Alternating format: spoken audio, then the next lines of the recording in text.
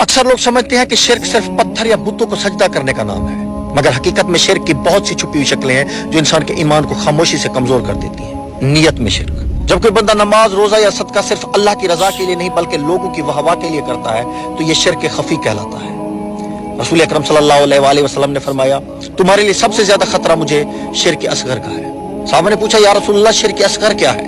आपने फरमाया, दिखावा, एतमाद में शिर्क। जब हम ये समझ लेंगे कि मेरा काम फलां इंसान के बगैर नहीं हो सकता या फलां के कहने से मेरा रिस्क चलता है तो ये भी एक शिर्क की बारीक सूरत है। अल्लाह फरमाता है, और जो अल्लाह पर भरोसा करे तो वही उसके लिए काफी है।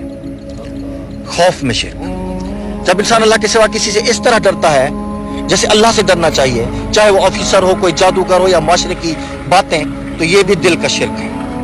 ईमान का तकाजा ये है कि बंदा सिर्फ अल्लाह से डरे। मोहब्बत में शिर्क। जब कोई शख्स, रिश्ता या दुनियावी चीज अल्लाह से ज्यादा महबूब बन जाए, यानी अगर अल्लाह के हुक्म के खिलाफ भी वो चीज हो तो इंसान फिर भी उसको ना छोड़ सके, तो ये भी शिर्क की सूरत बन जाती है। अल्लाह फरमाता है, और बाज लोग अल्लाह के सिवा दूसरों को अल्लाह का शरीक बना लेते हैं, वो उनसे ऐसी मोहब्बत करते हैं जैसी मोहब्बत अल्लाह से करनी चाहिए। जुबान का शिर्क।